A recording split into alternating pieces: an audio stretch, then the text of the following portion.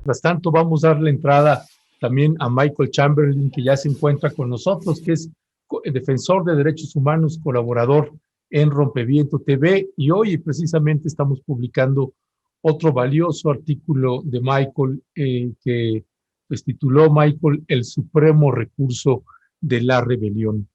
Y vaya que sí es supremo, y vaya que sí es un recurso, y vaya que sí es rebelión. Un retrato de la geografía, de la trágica geografía de nuestro país, donde aborda Michael, pues algunas regiones del estado, un recuento de lo que ha pasado en estados como Michoacán, Tamaulipas, hasta caer precisamente en el estado de Chiapas. Así que le damos la más cordial bienvenida a Michael. Buenos días, bienvenido. Gracias, Ernesto. Gracias, Alberto. Buenos días. Hola, ¿qué tal, Michael? ¿Cómo estás? Buenos días. Bien.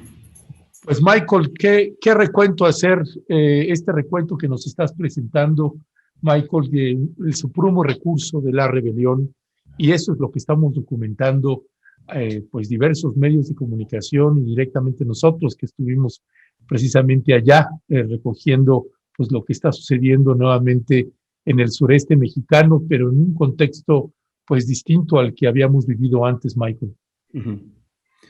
Pues bueno, mira, no lo digo yo, lo dice la Declaración Universal de Derechos Humanos. Es un reconocimiento, la rebelión como un recurso ante la falta de Estado de Derecho, ¿no? Es uno de los propósitos que llevó en su momento a las naciones a crear la Declaración Universal, ¿no? Para que no suceda esto.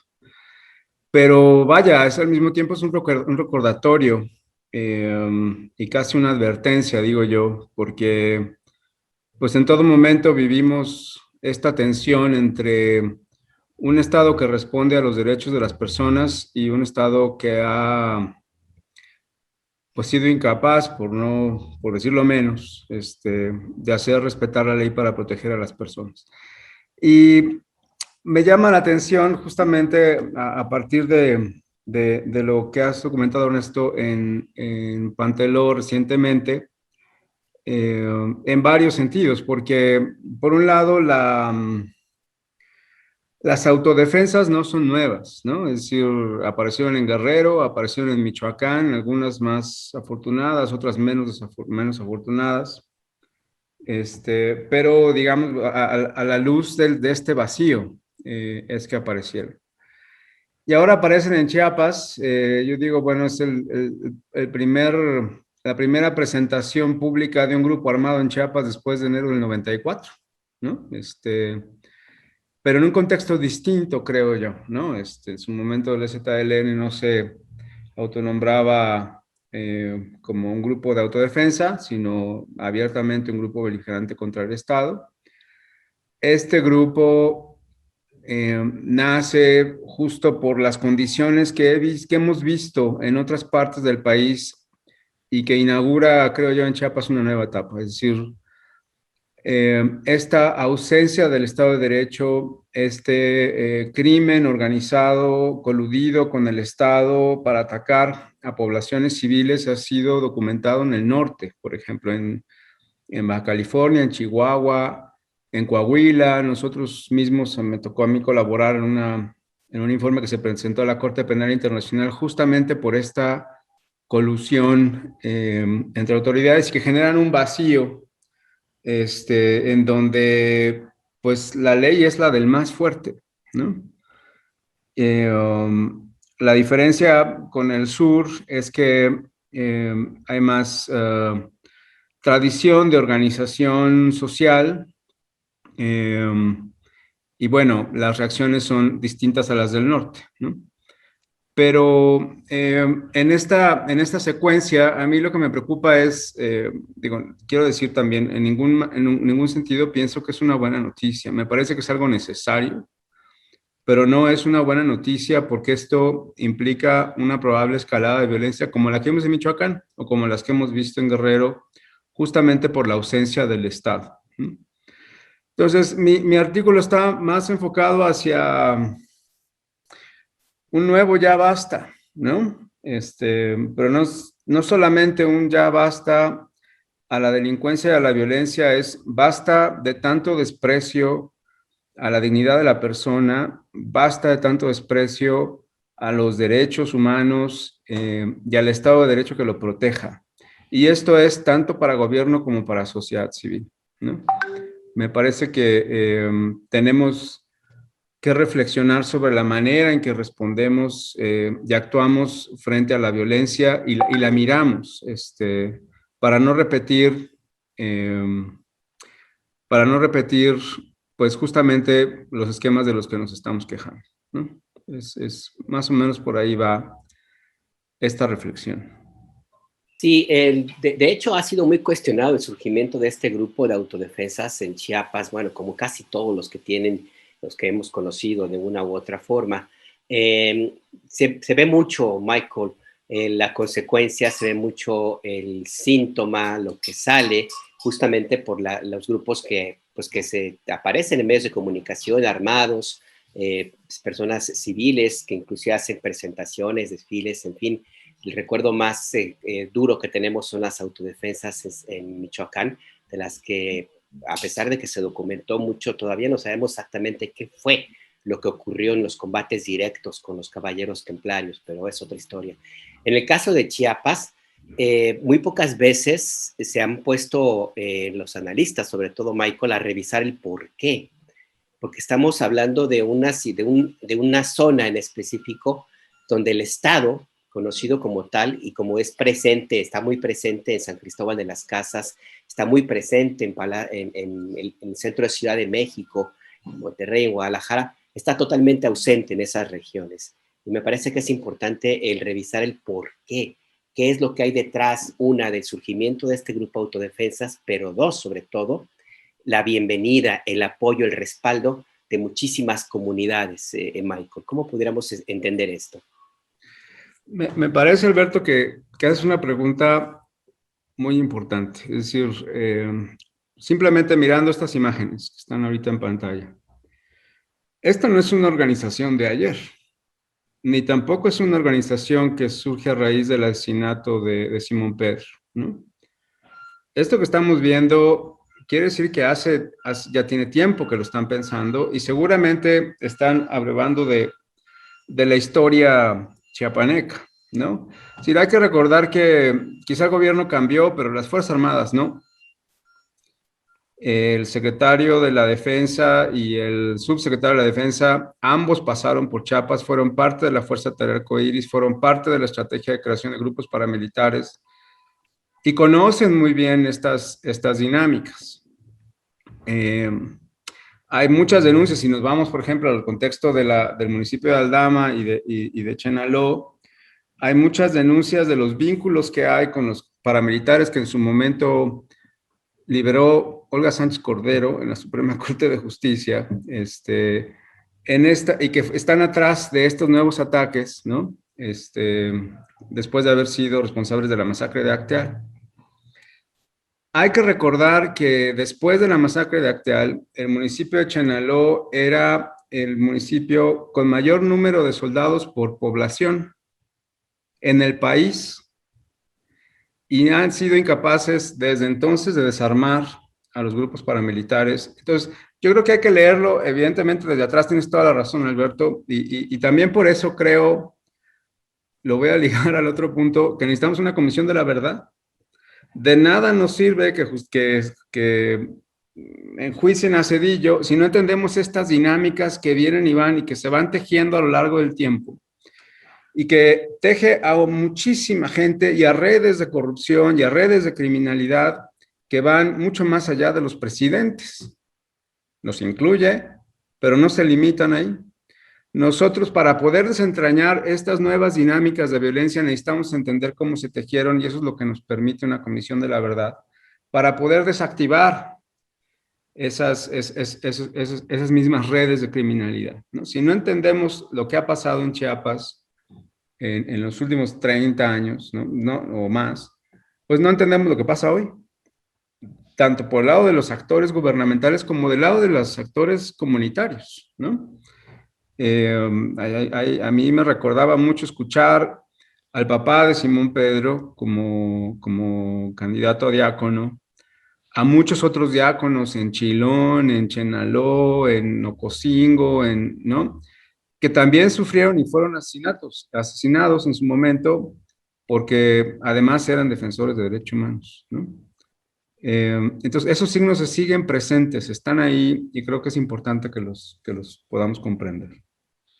Gracias, Michael. En esta lógica de esto, ahora que hablas de la Comisión de la Verdad, pues me parece que más bien la Comisión de la Verdad la estamos intentando armar entre periodistas, articulistas, defensores de derechos humanos. Se me viene este artículo reciente, valiosísimo, de Luis Hernández Navarro, donde precisamente hace un recorrido, explica algunos de los actores que están operando ahí en Panteló. En este recorrido que hacía Michael, ahí en la parte alta, de la zona altos, además de estar en Simojovel, en el municipio de Simojovel y Panteló, porque además se habla de Panteló, y yo creo que deberían de hablar de los grupos autodefensa, el Machete de Simojovel y Panteló, porque son muchísimos los poblados de Simojovel y de Chenaló. Y eso me lleva, Michael, a un planteamiento que le hacía yo al presidente de la República en una de las mañaneras, cuando discutíamos sobre el caso de las agresiones al municipio de Aldama, en donde los de Aldama identificaba yo algún grupo ahí que ya estaba cansado y desesperado y empezaron a buscar armas para empezar a defenderse.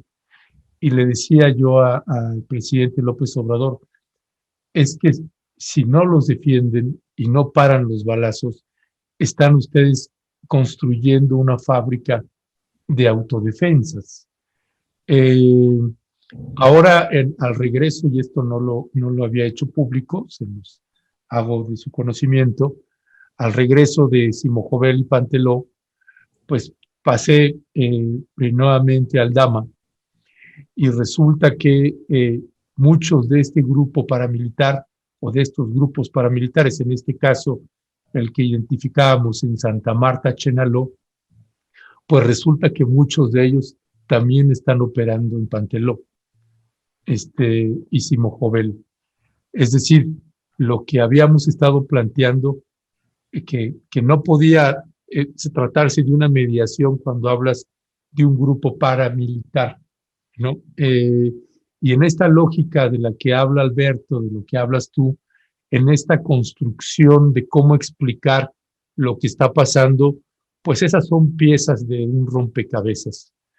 Sin embargo, también, Michael, el planteamiento del presidente Andrés Manuel López Obrador de dar la orden de no confrontar,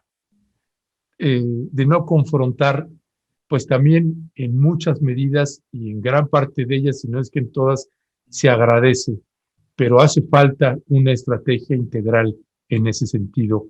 Desde tu punto de vista, ¿desde dónde la estás viendo tú, esa estrategia integral, Michael?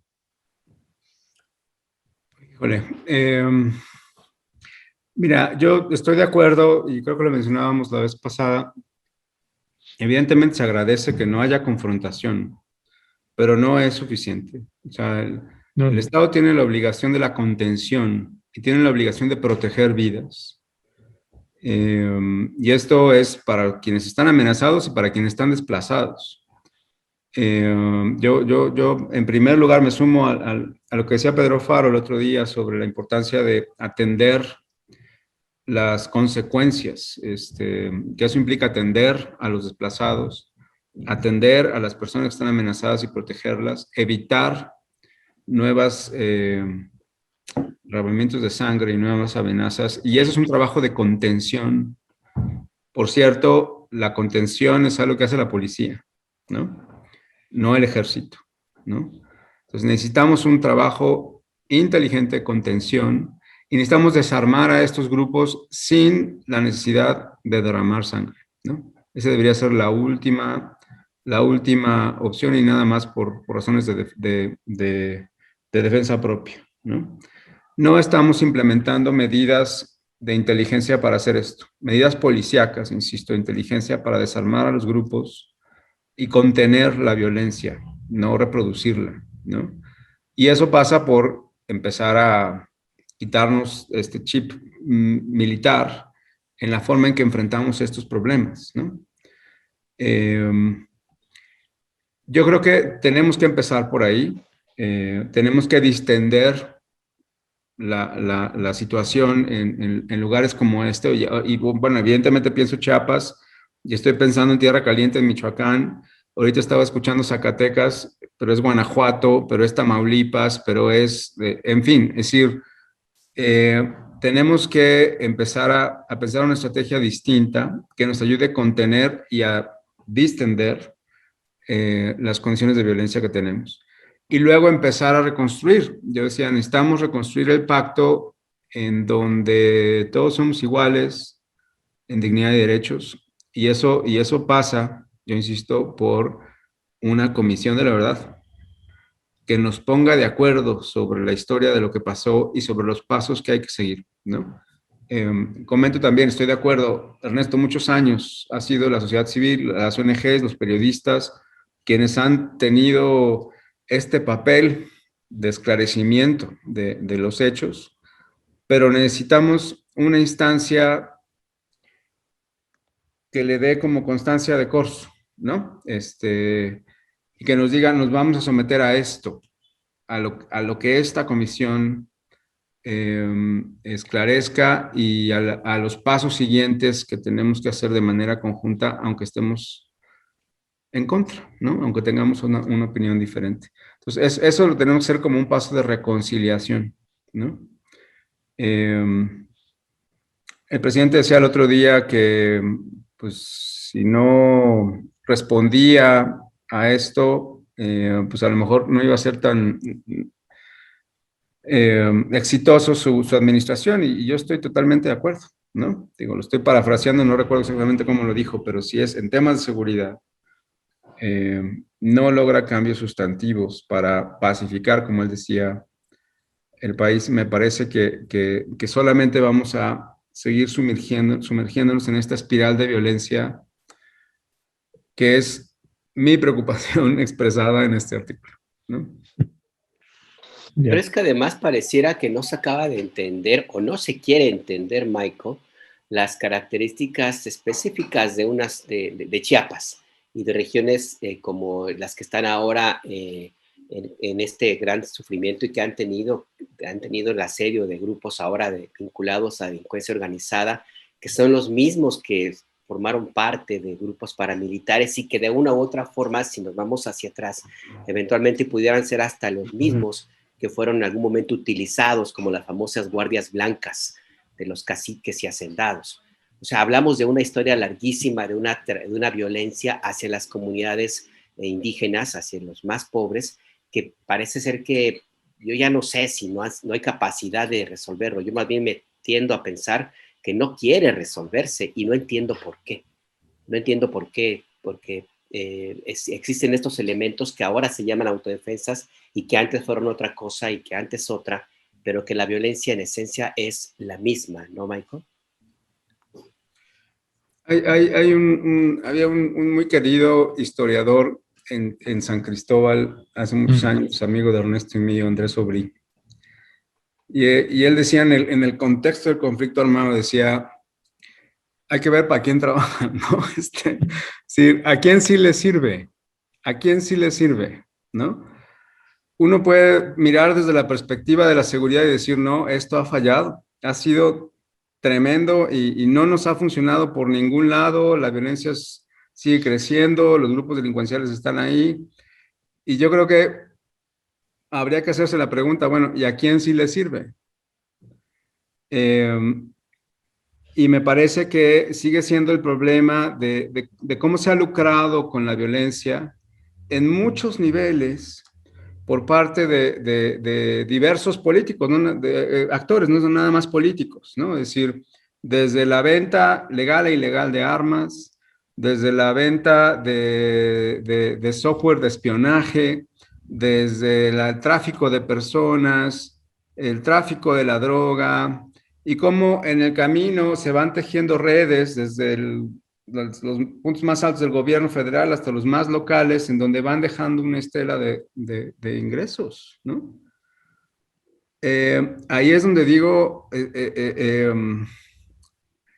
estamos como ya corrompidos a un nivel que ya no es posible tener un pacto llamado México, ¿no? O sea, no podemos vivir así. O sea, miro las quejas de Chiapas y escucho las quejas de hace 10, 12 años en Coahuila y la gente pidiendo auxilio porque nos están matando, ¿no? O ahora en Michoacán. Y bueno, yo creo que no merecemos nadie vivir en un país así, ni en estas condiciones. Entonces, ¿qué hay que hacer para que estas condiciones se acaben? Me parece que la pregunta tiene que llevarnos a mirar, como bien dices, Alberto, más de manera contextual e histórica y a fondo, ¿no? ¿Quién se beneficia de todo esto? Pues Michael, te queremos agradecer como siempre que nos hayas tomado la llamada. Le invitamos a entrar a la página de rompeviento.tv, www.rompeviento.tv. Ahí está el artículo de Michael Chamberlain, que usted puede darle una lectura, créame, no se va a arrepentir en ese sentido. Y además, si usted va manejando o algo, pues ahora tenemos la opción, lo puede usted escuchar en el podcast, que ahora es la modalidad que tenemos con los artículos de opinión, que están también en la versión de podcast, así que le invitamos también a acercarse a leer o a escuchar el artículo de Michael Chamberlain. Michael, te mandamos un fuerte abrazo, como siempre. Nos vemos la próxima. Muchas gracias. Un abrazo a los dos también. Hasta luego, Michael. Hasta luego.